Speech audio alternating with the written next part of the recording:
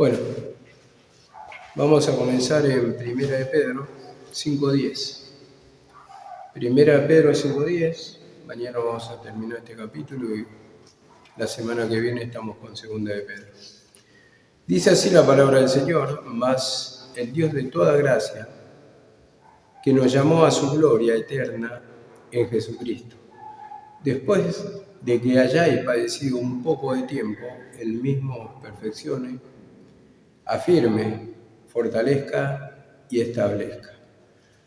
Vemos acá la palabra, como lo dice el Dios, dice de toda gracia, que nos llamó a su gloria eterna en Jesucristo. Entonces, acá está aclarando que por medio del sacrificio tenemos la liberación a la salvación, como vamos a describirlo.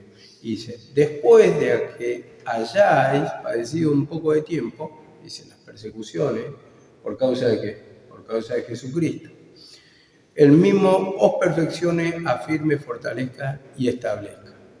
Y vemos acá cómo la salvación se lo obtiene por el mensaje de Jesucristo y no según la ley, porque esto es lo que estamos dividiendo. Dice que nos llamó a su gloria eterna en Jesucristo. O sea, por Jesucristo tenemos la salvación o liberación. Y dice acá, después de que hayáis padecido un poco de tiempo, Él os perfeccione, afirme, establezca y fortalezca. Entonces, ese perfeccionar o madurar en la fe en cuanto a la palabra de Jesucristo. Y vemos cómo lo dice acá también. Afirme, dice. ¿Y esa firmeza en qué es? En la fe, en no dudar en el mensaje de Jesucristo.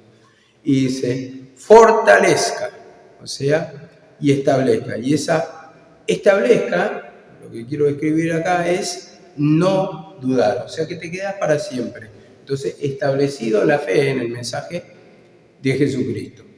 Entonces vemos acá la palabra que está descartando totalmente la ley, acá Pedro, y como dice, el llamado, o como dice acá, que nos llamó a su gloria, la salvación la obtenemos por el mensaje de Jesucristo y no por la ley. Entonces, todo esto cuando dice acá, perfeccione, afirma, establezca, fortalezca, está dando todo un significado diciendo, tengan fe a este mensaje, no duden. Entonces, eso es lo que nos hace quedar cuando se perfecciona la fe, se acrecenta la fe, se afianza la fe, se afirma la fe en el mensaje de Jesucristo y se va fortaleciendo cada vez más y estableciendo para quedarse y no dudar. Y cuando estoy diciendo que te quedas para siempre, ya no dudas, ahí justamente tenés la salvación o la liberación, porque de esto habla, que tengamos la confianza. Recordemos también, ¿por qué el madurar? ¿Por qué el crecer? ¿Por qué establecerse? Porque en ese tiempo vemos que había mucha mixtura, todavía había mucha mezcla. Entonces, como hoy en día, lo mismo. O sea, tenemos todavía, hay iglesias que tienen fuertemente la fe en la figura y todavía lo siguen haciendo, lavado de pies, lavado de manos, bueno, ustedes ya saben, el tema del bautismo, el tema de las comidas, cómo todavía se maneja mucho por figura.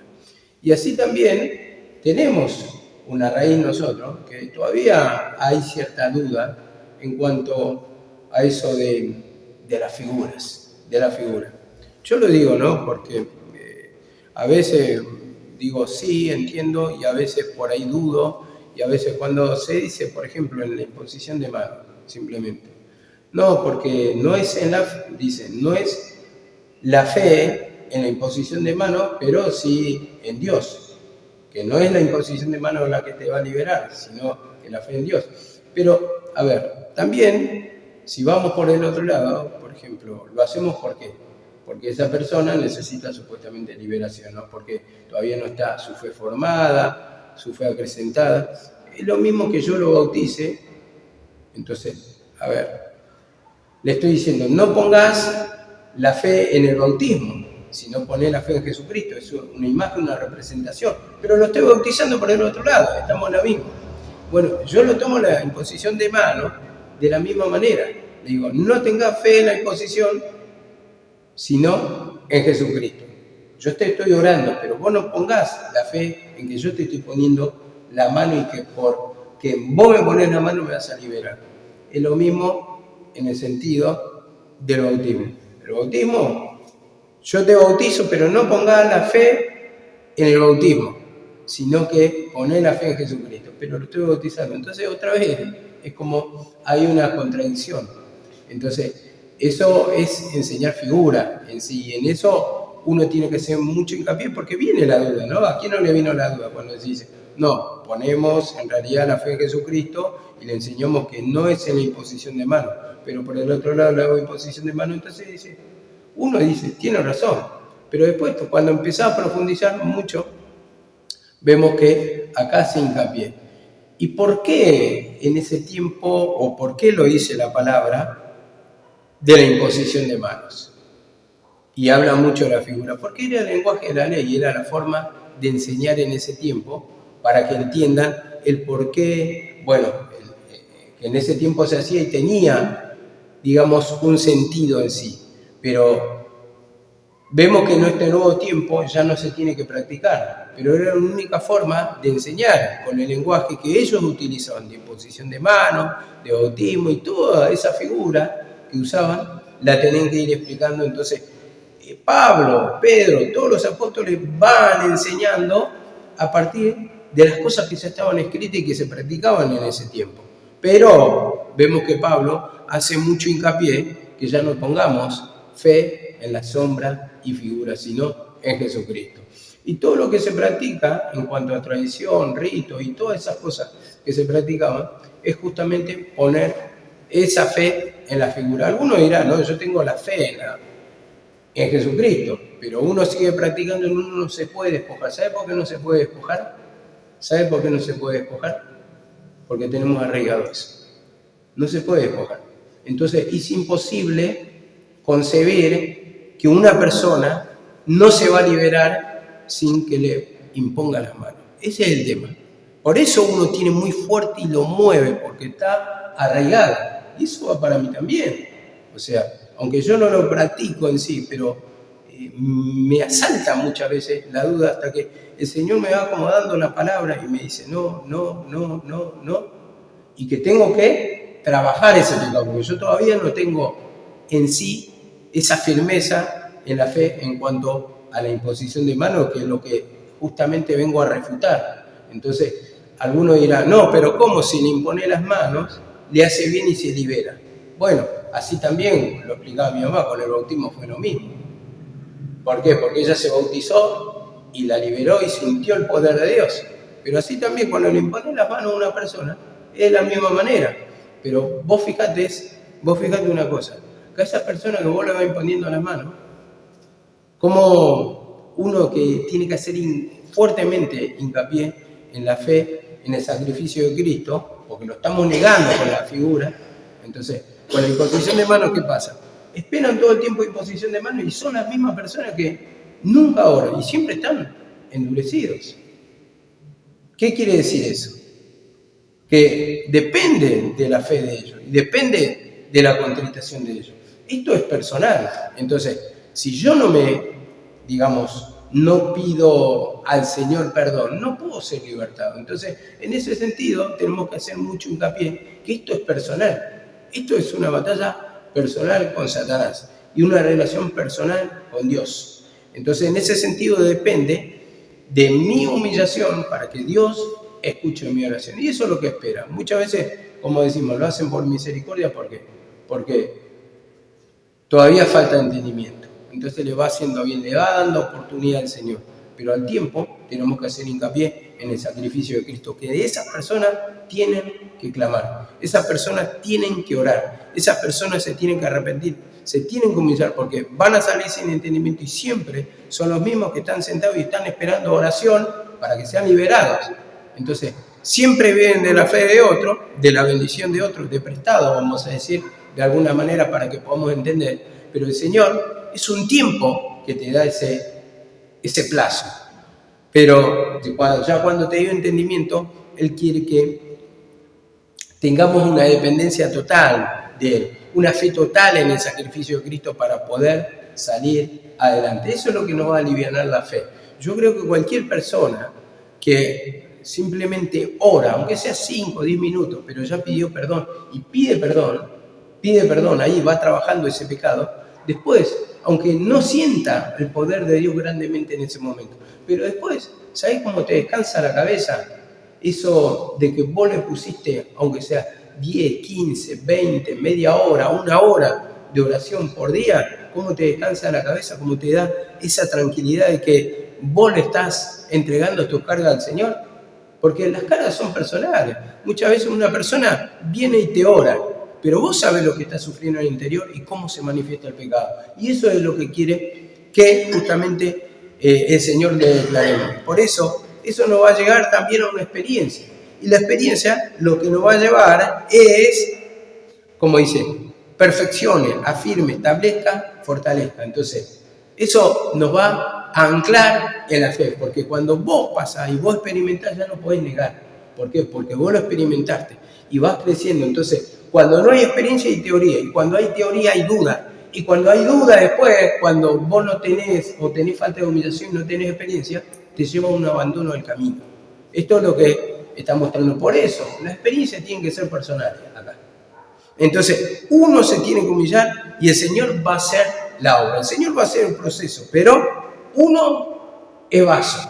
Y el Señor tiene que sacar todos tus razonamientos y te tiene que moldear como Él quiera. Y te va a empezar a moldear en el sentido que te va a perfeccionar en la fe, va a sacar todo lo que es incredulidad, todo lo que es dureza, pero para eso le tenés que declarar el pecado. Si vos te dejás moldear en las manos del Señor. Pero si vos no querés ser un vaso nuevo, vos no querés que te moldee, vos no querés que haga proceso, no vas a declarar el pecado, por lo tanto el Señor no puede hacer nada, no va a ir en contra de tu voluntad. No es el Dios de la ley, vida o muerte. Si no me seguís, morí. Y si me seguís, basta. No. Nosotros llevamos el sufrimiento. Nosotros tenemos que escoger en sí. ¿Para qué? Para llevar una vida fructífera, una vida bendecida, una vida en paz, una vida con tranquilidad, que no llevemos esas cargas emocionales en nuestra vida. Lucha tenemos todo, tiene el mundo, en el sentido que ellos están esclavizados y tienen dolor y sufrimiento, pero nosotros tenemos lucha contra Satanás y nos trae también dolor y sufrimiento, pero nosotros tenemos la ventaja de que confesamos al Señor para ser libertados y para tener un buen entendimiento y bueno, poder sentir el poder del Señor. Y dice así la palabra en el 5:11, a Él sea la gloria por los siglos de los siglos. Amén. Entonces, esto es lo que quiero aclarar acá. A Él sea la gloria, al Señor sea la gloria y el imperio por los siglos de los siglos. O sea, eternamente. Entonces, dice, a Él sea la gloria. Y cuando está hablando de la gloria, exaltación habla, pero también el tiempo de gloria. ¿El tiempo de gloria cuál es? Es este, justamente, el que estamos viviendo. Porque nosotros, a través de un arrepentimiento y de un clamor, el Señor muestra su poder, la gloria de Él en nuestra vida. Y no es tiempo de condenación. Entonces, vamos con respecto al versículo 10, en Romanos 16, 25. Romanos 16, 25.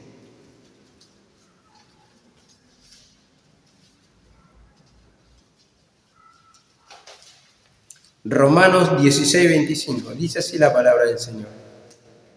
Y aquel que es poderoso para afirmaros conforme a mi evangelio y a la predicación de Jesucristo. Dice, aquel que es poderoso para afirmaros conforme a mi evangelio y a la predicación de Jesucristo. Entonces, está diciendo, está despertando la ley, conforme a mi evangelio. ¿A quién predica Pablo?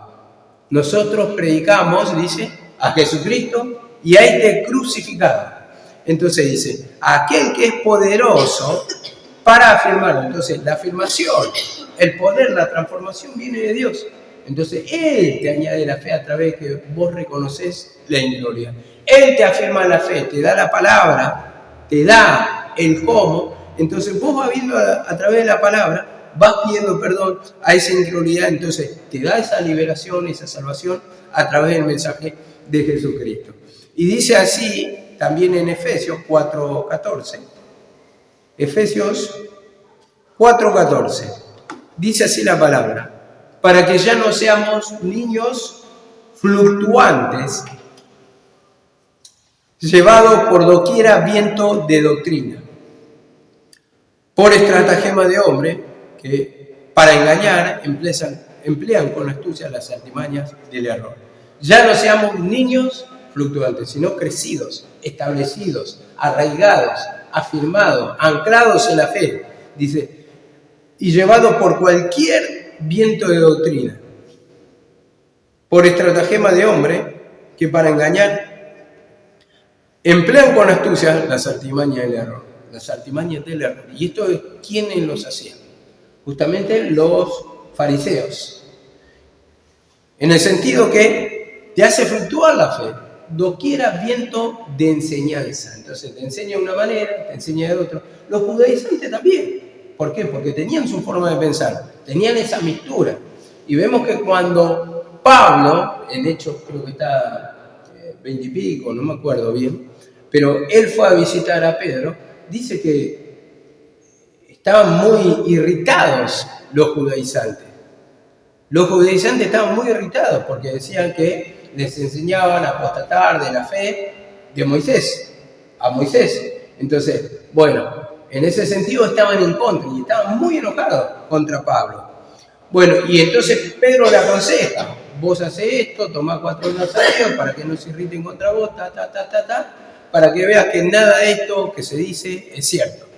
Pero vemos una oposición grande en ese sentido.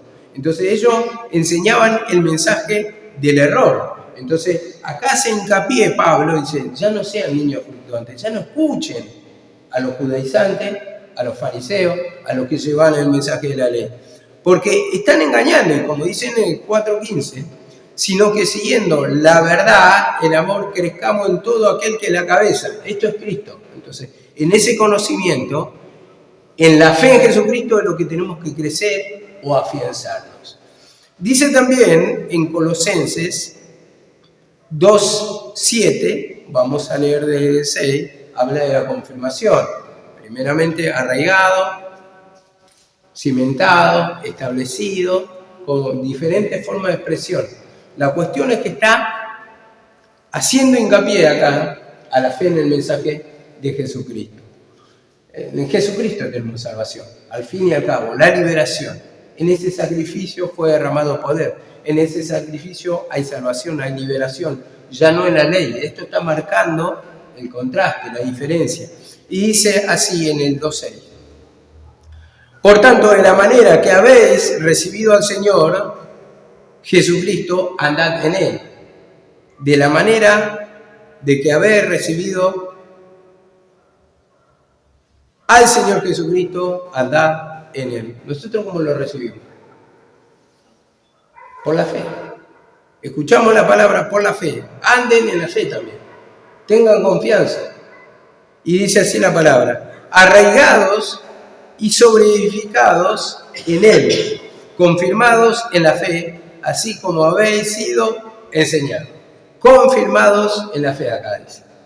Confirmados en la fe, así como se les enseñó. Entonces, la confirmación de la fe habla de que sienten el poder de Dios, y la confirmación de la fe es que habla, están escuchando el mensaje de Jesucristo. Dice, así como habéis sido enseñados. Entonces, como yo los enseñé, acá dice Pablo, entonces ustedes anden en ese camino, confirmados en la fe. Dice, como yo les enseñé. Entonces, si ellos ponen en práctica esa confianza, porque acá le está enseñando de Jesucristo. De Jesucristo. Ustedes crean a Jesucristo, no crean en la figura. Eso está diciendo. Entonces, cuando hay esa forma de pensar, digamos, toda la fe va a estar apuntando a Jesucristo. Ya no va a estar la mirada en la ley.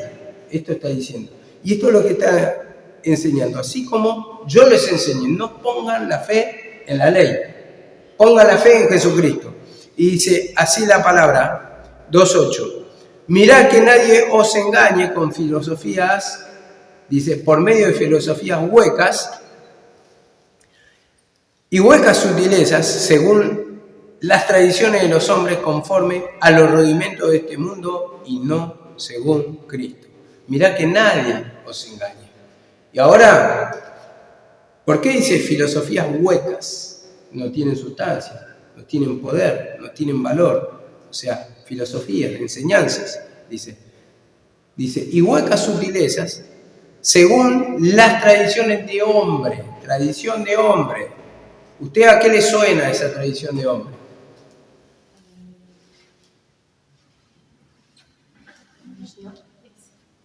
Las tradiciones de los hombres, ¿quién enseñó? Tradiciones, sí, de ellos. ¿Por qué? Porque Jesucristo en una le dice usted con mandamientos de hombre, tradiciones, dice hombre, ponen en contra de la ley de Dios, el mandamiento de Dios, a las mismas personas.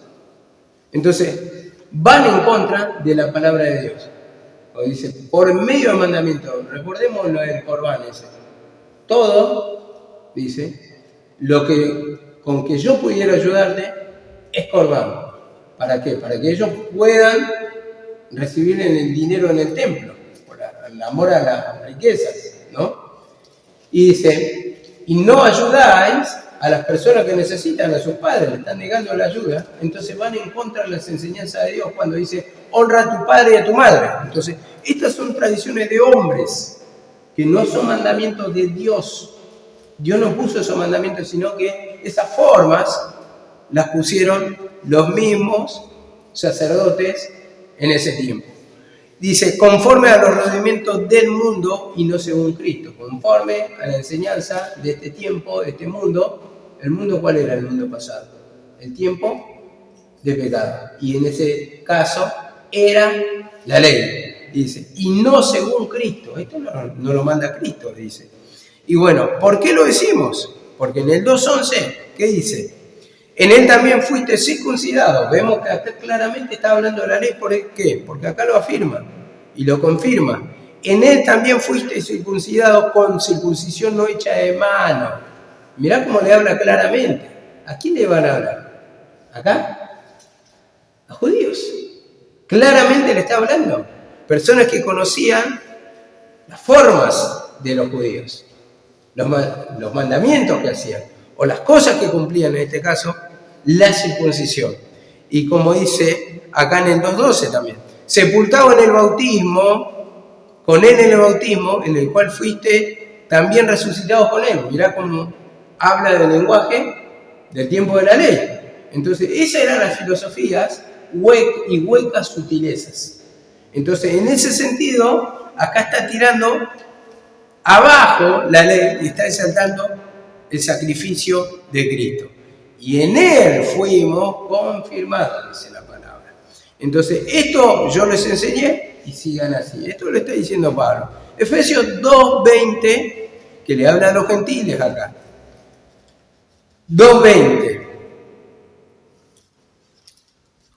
Efesios 2.20. Dice así la palabra. Porque por medio de él, los unos y los otros tenemos entrada por un mismo espíritu al Padre. Los unos y los otros.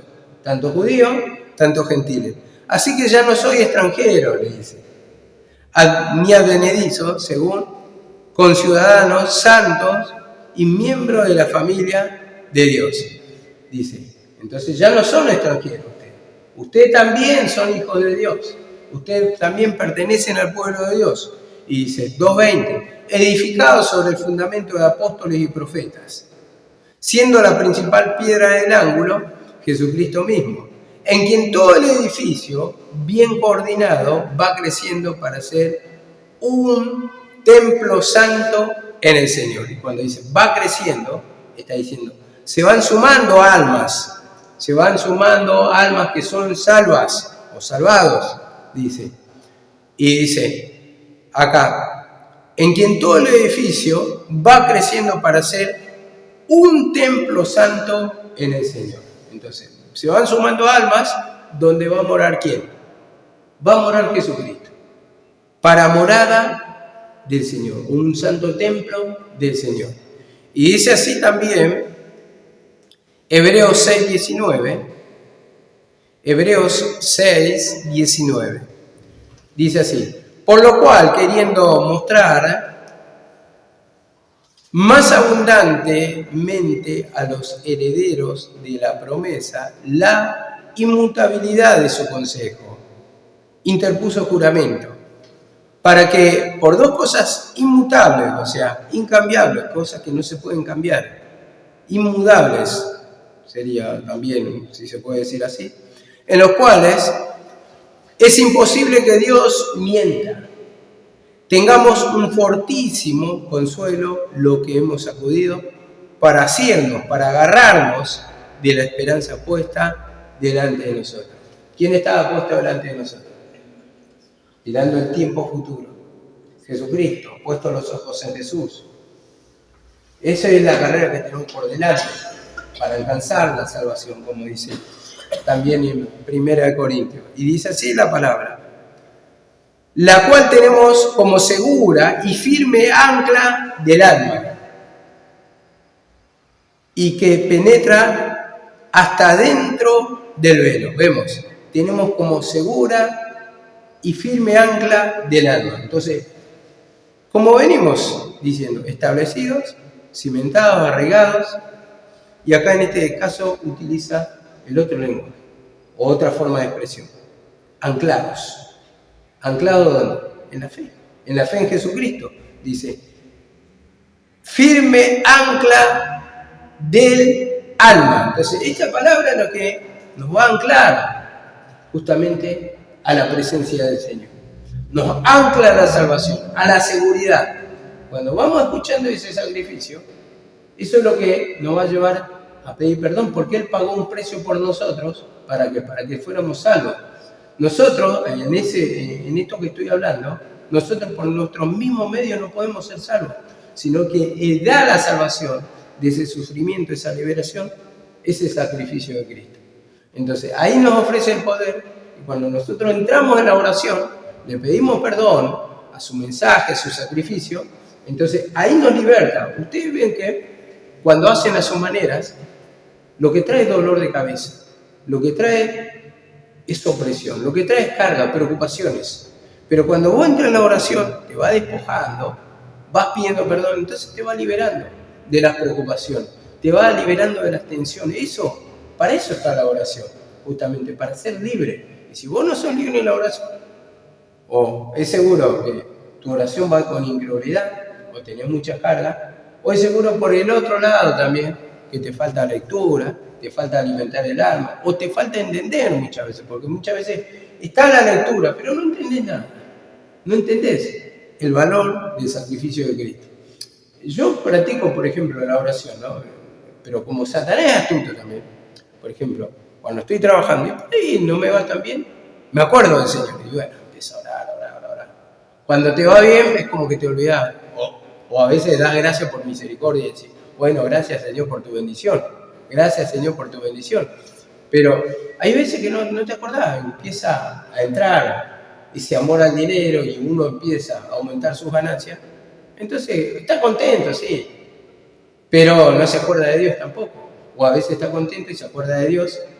Se puede manifestar de diferentes formas. La cuestión es que, muchas veces el Señor permite también eso y tiene que permitir para que haya clamor, para que le presentemos también nuestras maneras. Que yo en ese momento de que no me salen tan bien las cosas, me lleva a clamar, a orar, a pedirle al Señor. Entonces, ¿qué pasa? Me va abriendo puertas, y si no me abre las puertas, yo sé que descanso, porque estoy haciendo lo correcto, porque estoy orando. Si no será hoy, será mañana que me abrí las puertas, pero me las vas a abrir. Entonces ahí me está probando el Señor. A ver si voy a la presencia de Dios, a la oración, pero sí, a lo que trae la oración es un descanso. Entonces en ese sentido, tenemos que ver, hermanos, si salimos descansados, si hay turbación, hay preocupación por venir, ¿qué está habiendo en nuestra cabeza? Porque esas son las cargas, como se predicó la semana pasada, que no puede estar en nuestra cabeza. O sea, tiene que estar un rato, pero esa aflicción, esas preocupaciones, nos tienen que llevar a la oración, para ser consolados. Como dice la palabra, no me canso de repetir, la cual opera en el sufrir. En el sufrir. Entonces el poder de Dios va a operar en el sufrir. Para esto, justamente, Dios va haciendo la obra en nosotros, Dios espera nuestra oración, pero como dice acá la palabra, volviendo al 5, 10 como dice, Él mismo perfeccione, afirma, fortalezca y establezca. Él mismo. Entonces todo esto va a ir formando de a poquito el Señor, pero tiene que ir creciendo. Uno tiene que descansar, uno tiene que ser liberado, uno tiene que sentir la presencia del Señor, uno tiene que sentir la confianza acá, en la palabra. Ya no se trata acá, digamos, de una persona que vos pensás que el predicador te va a salvar, la que predica te va a salvar, no te va a salvar. O sea, son hombres falibles. Te va a enseñar las formas, tal vez. Te va a enseñar la palabra, te va a enseñar el camino. Pero acá es un trato personal. Dios es el que hace la obra. El que ha comenzado la obra también la va a terminar. El que va a transformar. Entonces, en ese mensaje, cuando se da, justamente la persona de Jesucristo, tenemos que tener la confianza. Y ahí yo creo que está el descanso. Digo, el hombre es falible, el hombre se puede equivocar, pero cuando ya tenemos la certeza en cuanto a la palabra y nos enfocamos en la palabra y miramos la palabra y es revelada la palabra, ahí nos damos cuenta si actuamos correctamente, cómo hemos venido actuando. Muchas veces decimos, la palabra no se tiene que razonar. Bueno, primeramente tenés que razonar para encontrar respuesta. Yo digo que sí, en el sentido, no para, digamos, retrucar todo, discutir todo, pero sí para tener un entendimiento. Porque si uno razona la palabra, ¿qué está diciendo solamente? Sin entendimiento, dice, sí, amén, es así, sí, amén, es así, sí, amén, es así. No tenés, digamos, formas de confirmar eso. Entonces, en ese sentido, uno cuando va buscando ese conocimiento le vamos diciendo, Señor, enséñame. Yo no entiendo la forma en que me están enseñando, pero dame la convicción. Puede también a veces el instrumento también desviarse, en un momento puede estar oscuro en algunas áreas, para que el Señor te vaya iluminando y te vaya usando. Porque nosotros somos falibles. Yo soy falible, mi mamá era falible, mi hermana es falible. Entonces, en ese sentido no somos dueños de la verdad. Muchas cosas todavía nos estamos preguntando. En el sentido, tal vez tenemos una formación de una doctrina que está, pero después hay una profundidad. Eso es lo cierto. Y hay cosas que podemos haber enseñado según tradición de hombres, porque esto de la iglesia viene de una doctrina en sí, y hay mucha enseñanza, hay mucho dogma, mucha forma de entendimiento según hombre. Entonces, ahí tiene que iluminar Jesucristo en esa área. Hay muchas cosas que me estoy preguntando y le estoy pidiendo al Señor entendimiento, y si Él no me la da, ¿cómo voy a obtenerlo? Simplemente se plantean dudas en mi forma de pensar, pero no tengo una certeza hasta que no me lo revele el Señor. Hasta que no me dé el conocimiento, entonces ahí se va a afirmar, se va a fortalecer, porque recordemos, son todas enseñanzas naturales en cuanto a palabras cuando te lo explican, pero está hablando de algo espiritual. Que tenemos dudas, sí. Y en la eternidad también, con respecto a, como hablábamos la otra vez, entre personas. Vida después de la muerte. ¿Quién sabe cómo es allá? Se habla de un lenguaje espiritual. Pero ¿cómo va a ser la comunión con Dios? ¿Será que vamos a conocer a nuestros parientes? ¿Será que va a ser la relación ante Dios así? ¿Será que va a haber una relación familiar? Y tal vez no.